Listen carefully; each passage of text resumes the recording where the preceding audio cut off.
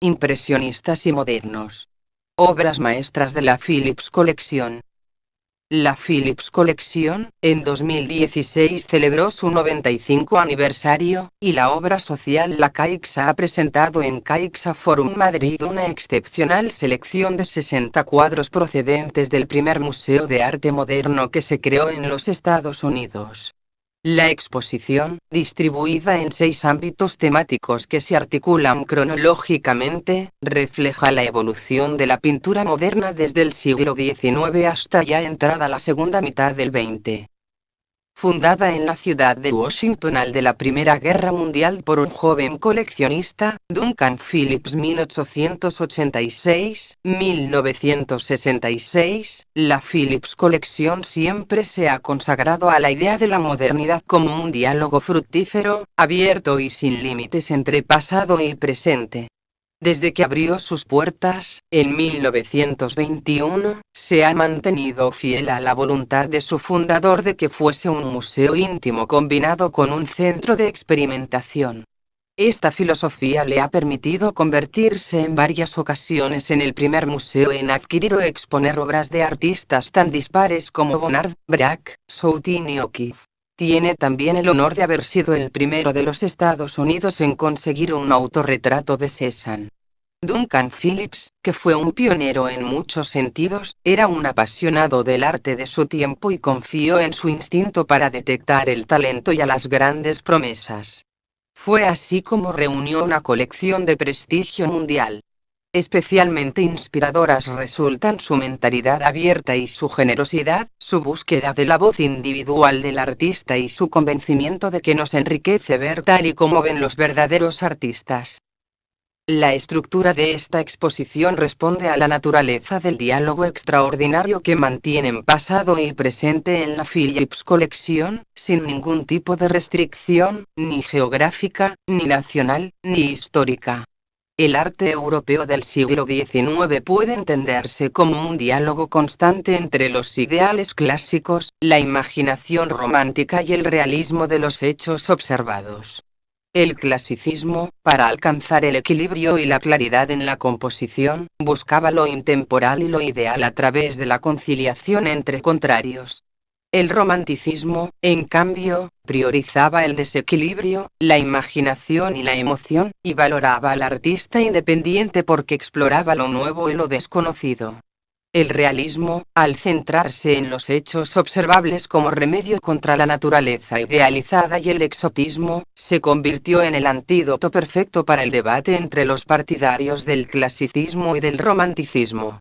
La mayoría de los grandes maestros modernos combinaron en sus obras todos esos elementos, insistiendo más en unos u otros. Las características distintivas de esa nueva manera de entender la pintura eran la ausencia de acabados, la libertad de ejecución y la espontaneidad.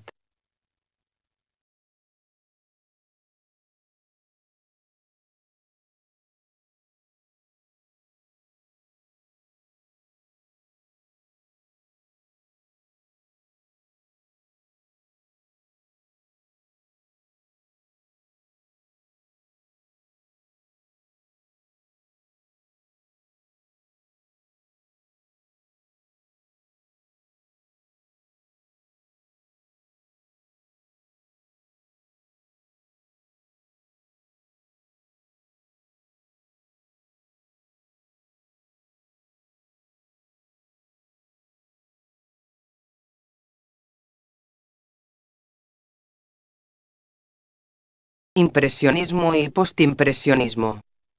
A mediados de la década de 1860, el realismo dio paso a los impresionistas franceses, que preferían pintar escenas de la vida cotidiana y vistas urbanas o de paisajes, trabajándolas al aire libre con una paleta luminosa y prismática. Para ellos era esencial plasmar la impresión y los reflejos de la luz. Sus composiciones, por otra parte, muestran la influencia del encuadre y de la simetría propios de la fotografía y de los grabados japoneses. Hacia mediados de la década de 1880, una nueva generación de pintores franceses, con frecuencia denominados postimpresionistas, intentó superar el estilo anterior basado en la observación. Para aquellos artistas, que cada vez más hacían hincapié en la imaginación y en el uso expresivo de los colores, la naturaleza ya no era el resultado final, sino un punto de partida. El cuadro dejó de ser una transcripción de la naturaleza para convertirse en una invención estética.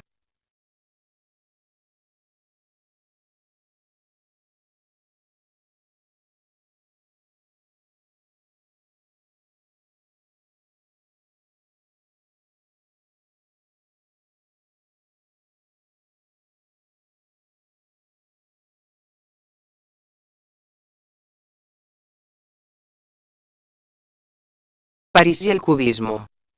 A principios del siglo XX, París era la única ciudad europea en la que podía verse el arte más novedoso. Artistas de toda Europa, como Picasso, acudieron a la Ciudad de la Luz, el único lugar donde la imaginación podía volar sin restricciones. Hacia 1910, Picasso y Braque dejaron de lado la perspectiva tradicional para crear un sistema pictórico completamente nuevo llamado cubismo. Los principios cubistas de la forma fragmentada y los puntos de vista diversos, acabaron influyendo en pintores y escultores de todo el mundo.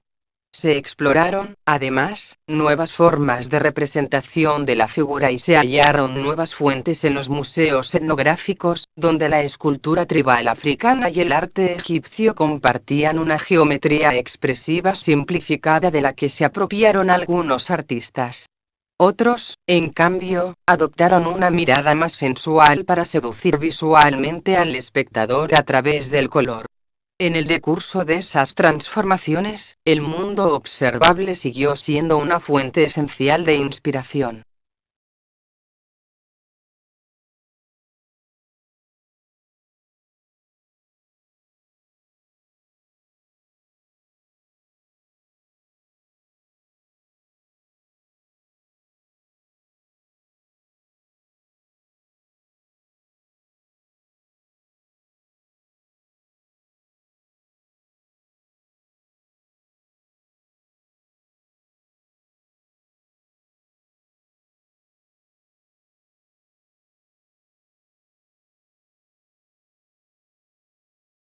Intimismo y arte moderno. A finales del siglo XIX, en Francia se concebía la pintura como algo personal o íntimo, vinculada a los sentimientos y la imaginación del artista. Dos de las figuras fundamentales que exploraron este terreno fueron Pierre Bonnard y Edouard Vuillard, tildados con frecuencia de intimistas por sus detractores. Los interiores domésticos que pintaron tienen una carga psicológica novedosa en el arte moderno y coetánea del nacimiento del psicoanálisis.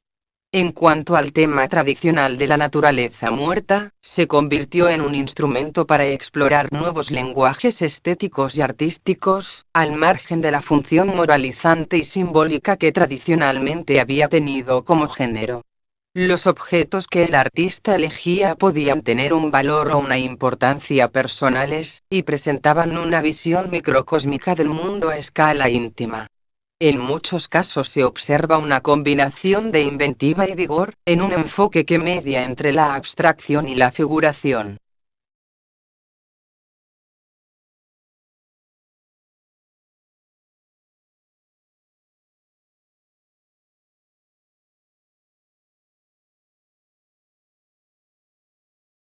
Naturaleza y expresionismo. En un nuevo siglo en el que se iba normalizando la electricidad, los rayos X, los automóviles, el cine y los aviones, todos esos cambios en la concepción del mundo, y del lugar que ocupaba la humanidad en él, incitaron a muchos artistas de ambos lados del Atlántico a repensar el modo de crear equivalentes visuales de esas nuevas experiencias.